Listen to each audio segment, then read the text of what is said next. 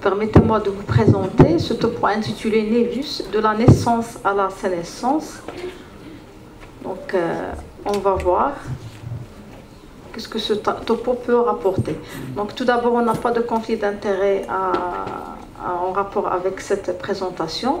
Nous avons fait une revue de la littérature sur 5 ans pour colliger les articles les plus pertinents. C'était 35 articles parmi 900, mais on s'est aidé aussi d'autres articles plus anciens qui ont toutes leurs valeurs. On a exclu de ce topo les névus inguéaux et palmoplantaires ainsi que les névus au niveau de la localisation de la muqueuse.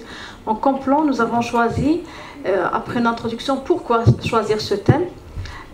Est-ce qu'il y a du nouveau concernant la névogénèse? Quelle classification choisir? L'approche dermoscopique des névus, comment le faire? Et l'évolution de l'histoire naturelle des névus à travers la dermoscopie.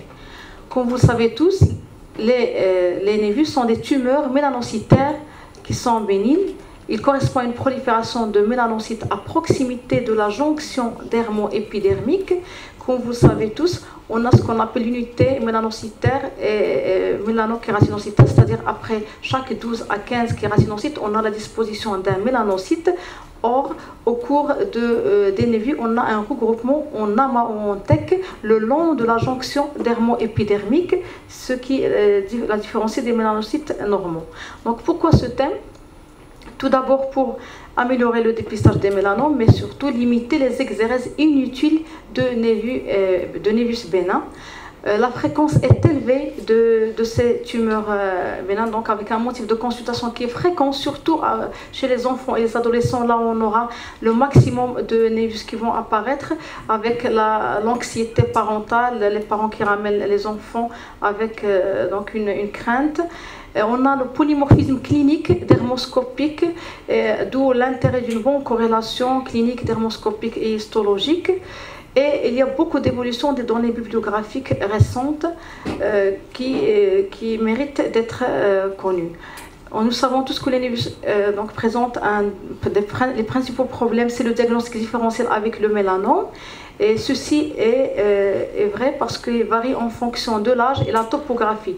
La même lésion clinique et le même patron dermoscopique peut être non inquiétant chez l'enfant alors qu'il l'est chez le sujet âgé. La même chose concernant la topographie. Comme vous le savez, les névus sont un marqueur de risque et on a beaucoup d'exercices par excès, comme le témoigne cet article publié donc en 2015 sur 18 601 exercices de lésions suspectes d'être malignes chez les enfants et les adolescents.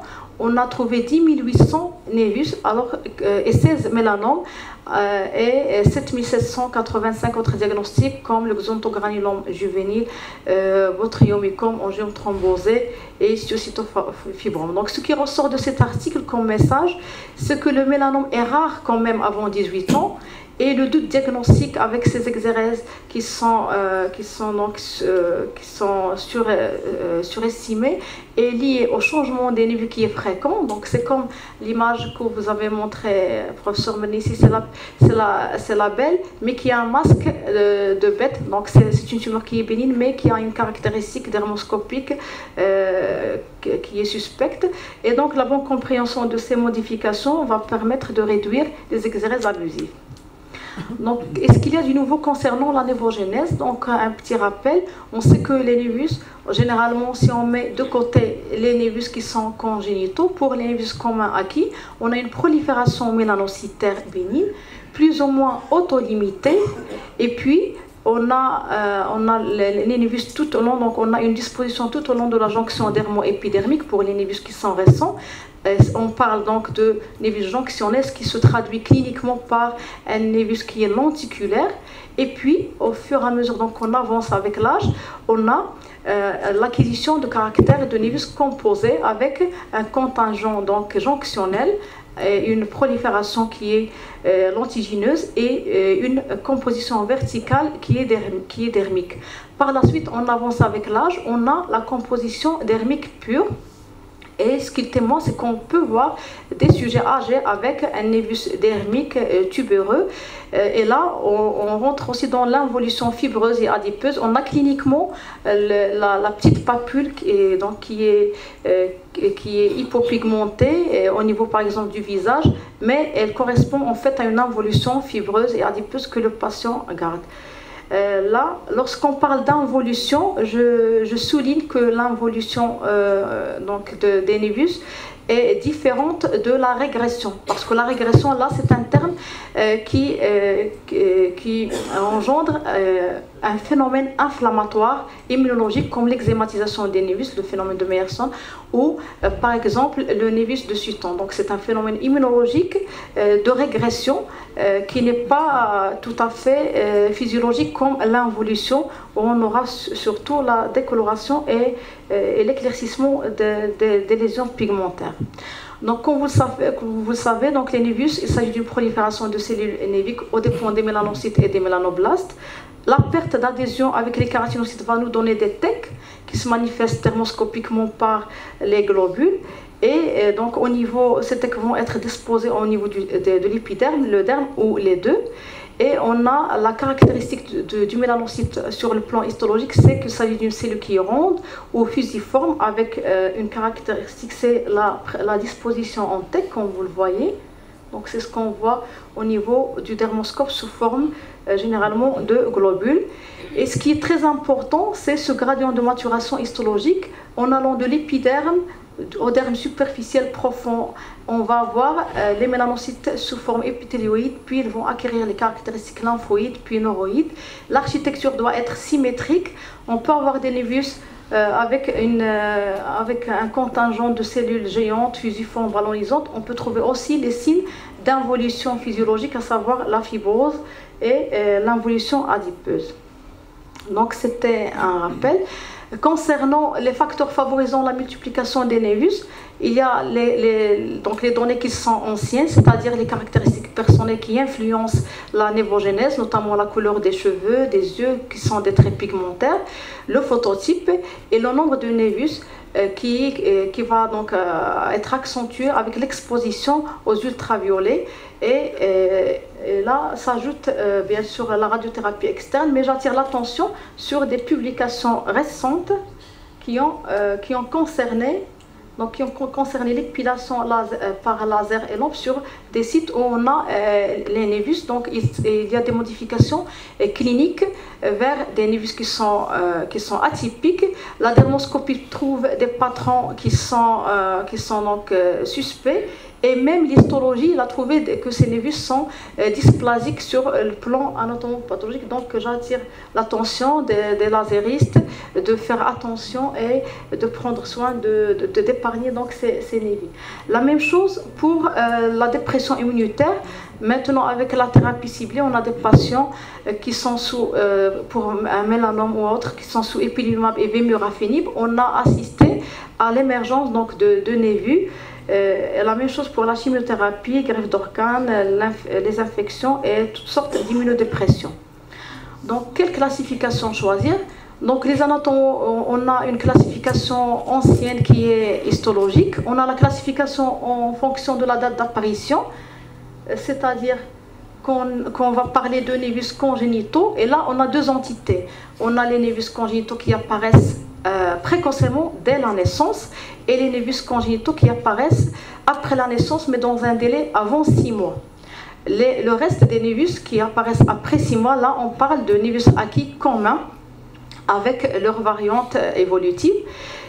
Donc cette classification elle est toujours de mise. L'autre classification histologique qui est ancienne mais qui est présente mais qui n'est pas pratique parce que théoriquement ce sont des lésions bénignes, on ne va pas faire l'exérèse pour voir la classification histologique mais on le devine par la clinique et la dermoscopie. On a donc le névus jonctionnel qui paraît cliniquement sous forme de névus lenticulaire, le névus dermique qui a comme caractéristique clinique soit un aspect tubereux ou molluciforme et un névus composé qui apparaît sous forme d'une lésion plane non infiltrée avec au centre une partie qui est saillante en dents.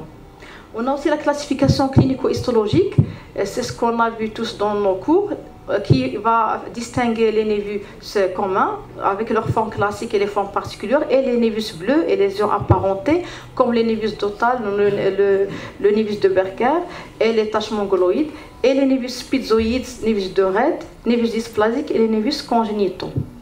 À partir de 2007, Ajonziano et son équipe ont proposé une classification qui est pratique, dermoscopique, qui se base sur l'analyse des patrons architecturaux, notamment un patron réticulaire, globulaire, en starburst, un patron du bleu névus, un patron qui est relatif au site de névus comme les névus palmoplantaires et inguéaux, les névus avec des caractères spéciaux et les névus qui sont inclassables ou non spécifiques. Dans les perspectives d'avenir, il y a une classification moléculaire. Donc, elle consiste à quoi? C'est les névus qui sont dermiques, congénitaux et les névus bleus. Apparemment, dans la littérature, ce qui revient, c'est qu'ils expriment le BRAF. Et donc, ils ont apparemment la même étiologie, c'est-à-dire étiologie congénitale par rapport aux autres des névus.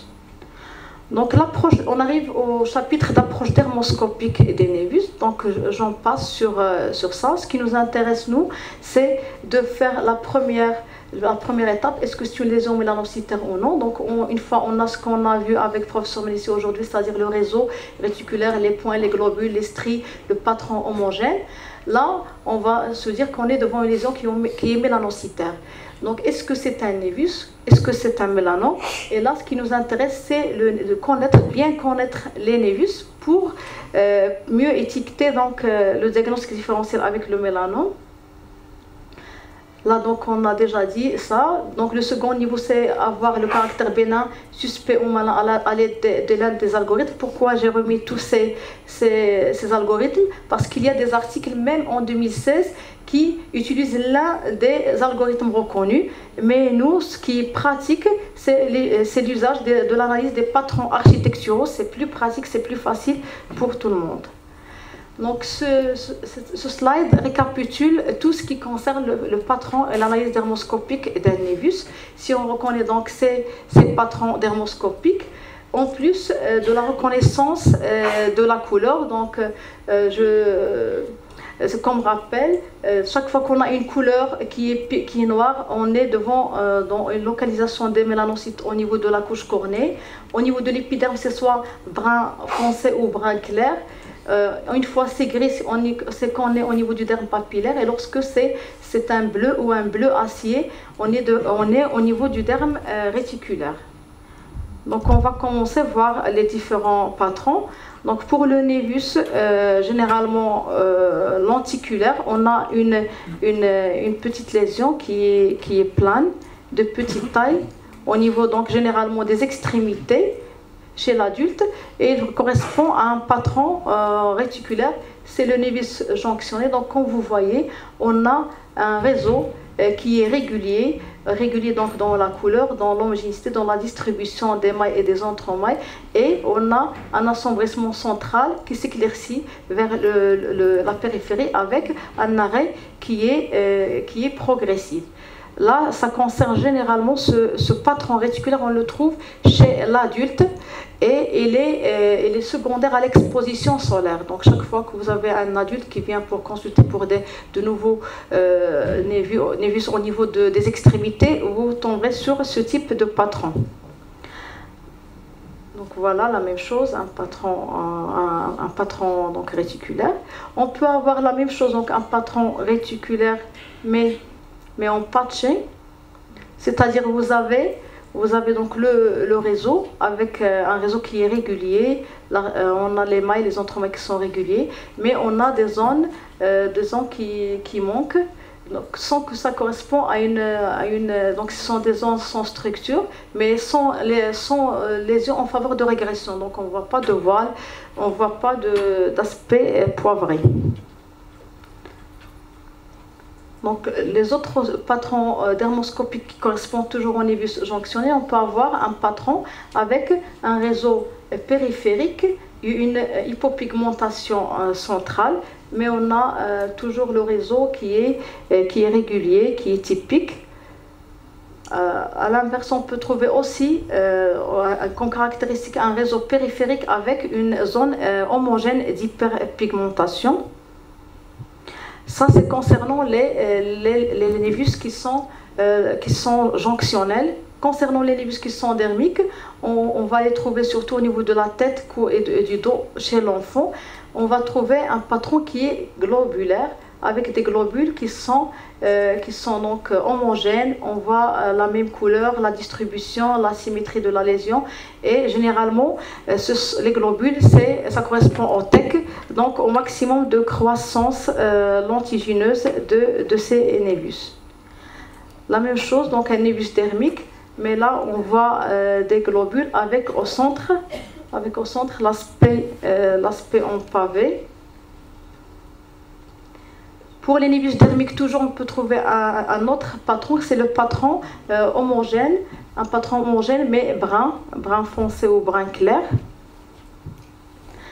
Arrivons au névus composé, le patron dermoscopique, on aura les deux. Donc on aura le réseau en périphérie qui est régulier, donc voilà, avec la présence soit de globules ou de points. Et au centre, parfois en pavé, donc la composante, la prolifération dermique correspond donc au centre, alors que le réseau, on le voit surtout à la périphérie. Même chose, donc vous voyez une lésion avec double composante cliniquement, une composante maculaire à la périphérie et donc infiltrée au centre. Vous voyez donc un patron pavimenteux, donc c'est une variante du patron globulaire avec un réseau périphérique. Toujours dans les névus composés, on peut trouver comme patron dermoscopique ce qu'on appelle le patron bicomposé. On a dans la moitié de la lésion donc l'image en réseau et dans l'autre moitié l'image en globules qui sont de disposition régulière et symétrique. Une autre entité, le névus bleu, il est reconnu généralement par sa couleur, bleu acier. Donc généralement, il est ubiquitaire, mais surtout au niveau du dos des mains et parfois au niveau du visage. On a un patron qui est homogène, bleu.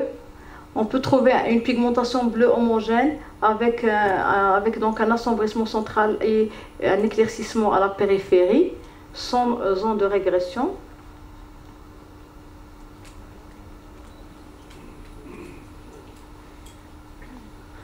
Une autre variante des névus bleus, c'est le patron avec des stries périphériques en starburst. Donc ça, généralement, lorsqu'on voit ce patron, on pense au névus de Spies, mais on peut le trouver même dans le cas de névus bleu. Mais regardez cette couleur bleu acier avec ces stries périphériques qui sont autour de toute la lésion. Généralement, pour ce patron dermoscopique, si on a des lésions qui sont évolutives, c'est-à-dire après 3 mois, vous voyez que le diamètre, donc qu'on a une augmentation de la taille, ou si on a le moindre changement dermoscopique, ou carrément une difficulté à surveiller le patient, il faut préconiser l'exérèse. Pour les autres cas, on peut surveiller. Donc, arrivons au névus de Spies. Donc, comme vous le savez, ce névus a une définition purement histologique. Il s'agit de cellules épithélioïdes et fusiformes. Et donc, comment le reconnaître cliniquement? Il a un siège qui est ubiquitaire. Lorsqu'il s'agit il est reconnaissable par sa nature lorsqu'on trouve une papule ou un nodule qui est plane et qui est au niveau du visage. Et ce qui fait attirer l'attention, c'est lorsqu'il prend de la dimension. Donc c'est la croissance au cours de la surveillance. C'est les parents qui ramènent le petit en disant que ce névus, cette papule-là, il augmente de taille rapidement. Là, il faut penser à ce névus de Spies. Parfois, on peut trouver même des formes qui sont multiples. Pour ce qui concerne le patron dermoscopique de ces névus de Spitz, on peut trouver tous les patrons dermoscopiques possibles, à savoir un patron globulaire, un patron vasculaire fait de réseaux rouges inversés, un réseau pigmentaire en négatif, donc un patron réticulaire, un patron qui est multicomposé, mais la dermoscopie spécifique de névus de Spitz, c'est lorsqu'on va trouver le patron étoilé. Donc voilà, en ciel étoilé, en patron étoilé avec l'aspect starburst. Donc là, il correspond cliniquement à une papule qui est noire et dermoscopiquement à un patron étoilé noir. Et là, c'est le névus, c'est ce qu'on appelle le névus de Red. Elle est constamment bénin, donc une surveillance est suffisante, on n'enlève jamais. Chez l'enfant, on arrive. Donc pour le névus de Spitz, on peut avoir, comme on a dit, ce patron étoilé. Parfois, l'aspect est beaucoup moins évident avec un centre qui est hyperpigmenté et les stries en périphérie. Donc voilà, en pratique, ce qu'on fait devant cet aspect-là, l'exérèse est systématique après la puberté. Et si la lésion est de plus de 1 cm ou s'il est ulcéré, parfois pour les lésions qui sont de petite taille, moins de 3 mm, s'il s'agit d'une lésion achromique, il faut l'enlever. Et dès qu'on a le moindre changement clinique ou dermoscopique, il faut faire l'exérèse avec 2 mm de marge. Le diagnostic différencié se fait avec le mélanome spitzoïde. J'ai rapporté ces deux figures pour vous dire que là, il s'agissait d'un névus de Spitz qui est confirmé histologiquement, alors que là, c'est un mélanome spitzoïde. Lorsqu'on a l'aspect qui n'est pas typique du patron en starburst, il faut se méfier, il faut préconiser l'exérèse. Maintenant, il y a un autre patron en dehors des patrons qu'on a vus dermoscopiques lorsqu'il s'agit d'une lésion qui est hypochromique ou non pigmentée. C'est le patron vasculaire des névus dermiques chez les caucasiens ou chez les sujets qui sont âgés. Là, on va voir, on a un patron vasculaire spécifique qui est les vaisseaux en virgule. Vous les voyez ici.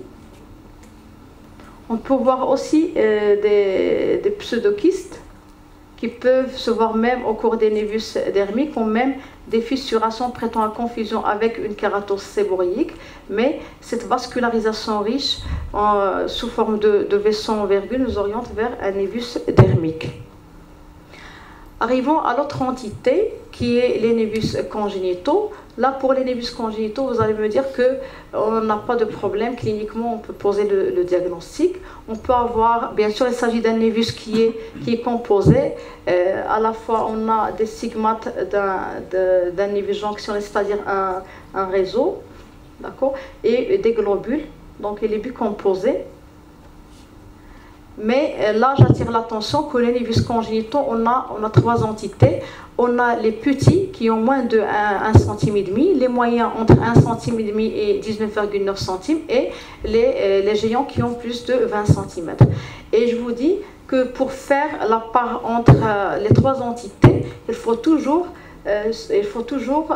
calculer la taille à l'âge adulte, présumé à l'âge adulte, et pour ceci on a des courbes qui ressemblent aux courbes de l'âge et du poids qu'on connaît tous. Donc il faut donc se référer à ces courbes pour savoir est-ce que votre patient a un névus de petite taille ou de moyenne taille, et il ne faut pas donc la calculer sur place pour les patients. Donc l'intérêt du dermoscope se fait surtout l'intérêt du dermoscope trouve tout son intérêt lorsqu'on a un patient qui vient avec un névus de petite taille et à l'anamnèse on ne sait pas est-ce que c'est congénital, et puis il n'a pas encore acquis les caractéristiques d'un névus congénital, notamment l'hypertrichose. Pour ceci, la dermoscopie, on va trouver cette hypopigmentation périfolliculaire qui est caractéristique. On peut trouver aussi l'aspect de points en cible, de globules en cible, parfois vaisseaux en cible en périphérie. Pour le visage, là, on n'a pas, comme a rappelé le professeur Menissi le matin, on n'a pas la jonction dermo-épidermique qui est bien développée avec l'émail et les entremailles. On a plutôt un aplatissement de la jonction dermo-épidermique. Donc, on va voir une pigmentation homogène qui est interrompue par les follicules pilosébacé, c'est pourquoi on parle de pseudo-réseau, mais vous voyez là, on a donc un pseudo-réseau qui est régulier, on a une homogénéité avec la monochromie, on n'a pas plusieurs couleurs. Nous arrivons, donc on a vu tous les patrons possibles dermoscopiques, bien sûr des névus pigmentés et des névus hypochromiques. Là, et congénitaux, on arrive maintenant à l'évolution de l'histoire naturelle des névus à travers la dermoscopie. Donc pour ceci, on a des modifications qui sont bénignes, physiologiques, qui se font avec l'âge. On n'a pas les mêmes aspects cliniques et dermoscopiques chez l'enfant que chez l'adulte et chez le sujet âgé. Il y a aussi des modifications en fonction du site, en fonction des états physiologiques comme la grossesse, l'exposition solaire. On a aussi des modifications qui restent bénignes, inflammatoires, immunologiques et vasculaires. Et on a un risque, bien qu'il est minime, mais de transformation maligne. Tout d'abord, pour les modifications physiologiques en fonction de la puberté, là vous voyez qu'on a, avant l'adolescence, on a surtout un patron qui est globulaire, avec, là vous voyez, un patron homogène avec des globules qui sont répartis d'une façon symétrique en périphérie. Et ce patron-là, il traduit qu'on est devant un névus en pleine croissance avec un contingent, donc avec une croissance lentigineuse avec des globules en périphérie. Avec l'âge, ces globules vont donc, on n'aura plus ce patron de globules au niveau de la périphérie, mais un réseau, donc un patron qui est réticulaire. Et puis, par la suite, on pourra avoir un patron globulaire persistant après l'âge de 60 ans. Donc, une étude qui s'est intéressée pour la dermoscopie des névus chez l'enfant a objectivé que pour les deux premiers, donc on a l'aspect, donc le patron globulaire avec un réseau périphérique. On a le contraire, un patron globulaire central avec un réseau périphérique. Ces deux entités se voient au cours d'un névus congénital. Par contre, j'attire l'attention sur ce patron-là qui peut poser problème. C'est un patron où on a un aspect donc, en réseau central avec des globules en périphérie. Donc c'est un patron qui traduit qu'il s'agit d'un névus qui est acquis et qui est en pleine croissance. Donc c'est naturel de le trouver chez un enfant. Par contre, si on trouve le même aspect chez un patient qui est âgé, là c'est inquiétant, on a une croissance qui n'est pas normale, d'autant plus s'il fonce, s'il ne s'éclaircit pas. Pour les autres patrons, chez l'enfant, remarquez, on peut trouver un patron homogène brun ou bleu acier ou brun clair. Un autre patron bicomposé, on peut le trouver chez l'enfant sans inquiétude. On peut trouver aussi un patron qui est multicomposé. Et pour parler d'un patron multicomposé, il faut trouver au moins trois stigmates de lésions mélanocytaires composées, notamment globules, réseau, globules, points. On peut trouver aussi des ondes sans structure ou même des ondes de régression comme le voile. Et donc un aspect parfois de voile bleu. Là, c'est un patron dermoscopique qui nécessite une surveillance. Si après 3 à 6 mois, on voit qu'il n'y a aucune modification ni de la taille, ni l'apparition d'autres critères de suspicion de malignité, on fait seulement le monitoring. Si on a la moindre modification, on doit l'enlever. Et bien sûr, le dernier, on a parlé pour l'aspect étoilé qu'on peut trouver, soit au cours de névus de Spitz ou au cours de névus bleu. Et là, c'est la couleur qui va nous orienter et bien sûr la présentation clinique. Pour la distribution anatomique, chez l'adolescent, on trouve le névus globulaire surtout au niveau du dos, alors que le névus réticulaire est au niveau des extrémités. Là, une étude faite par l'équipe d'Argenziano et de Zaloduc, donc ils ont trouvé qu'on a un patron réticulaire surtout au niveau donc, du dos chez l'adulte et non spécifique au niveau de la nuque, le patron globulaire au niveau du cou et donc multicomposé au niveau donc, de la partie basse du tronc. Donc si vous vous souvenez de ce qu'on a déjà dit, chez un patient âgé, vous avez un patron homogène au centre avec des globules en périphérie, donc ça traduit qu'on a une croissance des tecs en périphérie et c'est avéré que c'est un mélanome. Donc là, chez un adulte, il faut l'enlever, chez l'enfant, il faut le surveiller. Donc la même chose, l'étude du comportement dynamique du mélanocyte au cours des névus a ramené, les auteurs à voir l'évolution du patron globulaire. Donc un patron globulaire à la puberté, il peut soit donc toujours continuer dans le contingent de patron globulaire et vers l'âge, lorsqu'on avance avec l'âge, il va devenir un patron qui n'est pas spécifique, où il peut acquérir une zone qui est homogène centrale, hyperpigmentée, avec une distribution de globules en périphérie. Et à l'âge adulte, on aura donc un multicomposé avec un patron homogène au centre et un réseau en périphérie. Donc là, chez l'adolescent et l'enfant, à respecter, mais chez le sujet âgé, il faut l'enlever, on insiste. Donc la même chose, une série australienne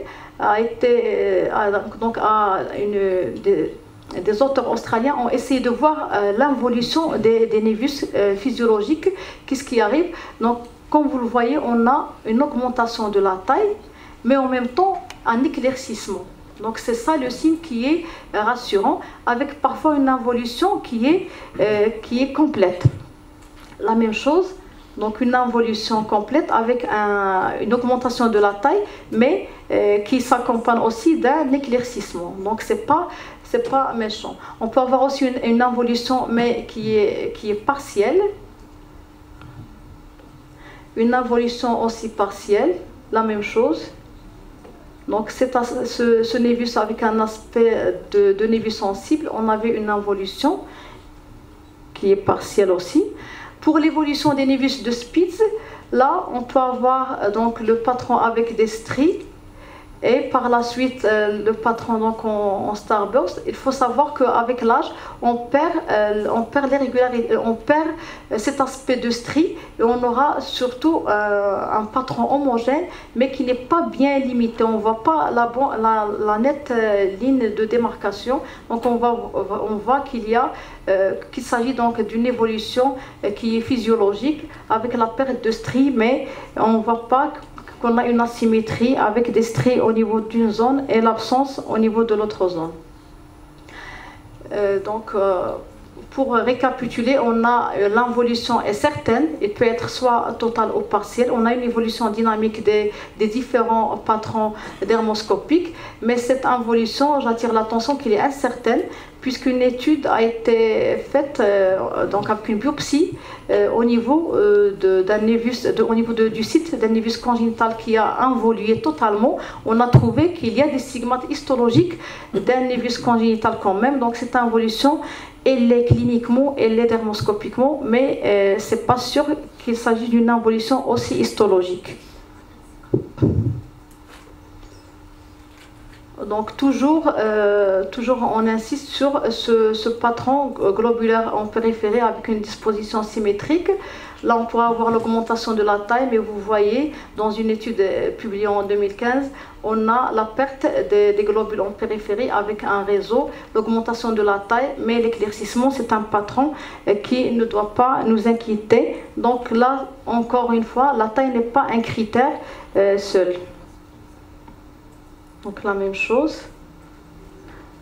Donc on a vu les modifications des névus avec l'âge et avec le site. Là on va voir les modifications donc les autres modifications, c'est-à-dire la puberté avec la grossesse et avec l'exposition solaire. Il faut savoir que ces modifications intéressent l'ensemble des névus. Pour la grossesse, donc ça peut arriver, une patiente se présente pour une modification d'un névus au cours de la grossesse. Il va acquérir un contingent de croissance, c'est-à-dire des globules, avec, si on fait une corrélation histologique, ce sont la disposition des TEC avec la progression lentigineuse. Là, il faut faire une surveillance. Après 6 mois, on refait la dermoscopie si on trouve la disparition de ces globules, donc c'est rassurant. Si on trouve que ce n'est pas modifié ou ça s'est aggravé, il faut faire l'exérèse. Donc on recommande 6 mois après la grossesse un examen dermoscopique. La même chose, on peut avoir des modifications physiologiques qui sont dues à l'exposition solaire avec l'assombrissement. Et là, il faut y faire une surveillance à distance. Donc pour les autres modifications bénignes, on va voir maintenant les modifications inflammatoires, comme donc les folliculites sous-néviques. Là, généralement, pas de problème. Il faut mettre le patient sous un traitement antiseptique 10 jours.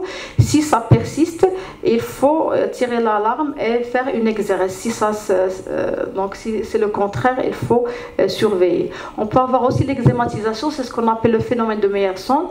Là, il faut donc préconiser une exérèse et craindre une dégénérescence. Un autre phénomène physiologique qui peut se voir, c'est le névus ou phénomène de Sutton, avec l'apparition d'allonévus, comme vous le voyez pour cette patiente. Donc là, la dermoscopie nous aide pour analyser le patron du névus qui reste au centre. Je rapporte aussi une étude d'un allonévus qui est inhabituel, qui a été publié récemment dans l'Indian Journal of Dermatology. C'est le névus de Sutton à l'inverse, c'est-à-dire on a le névus avec le phénomène de Sutton qui a commencé au centre de la lésion, avec, vous voyez, cette leucotrichie. Donc on doit garder en tête qu'on a une réaction vitiligineuse, que ce soit au centre ou à la périphérie de la lésion. Généralement, ça peut toucher tous les névus ou un seul névus du corps.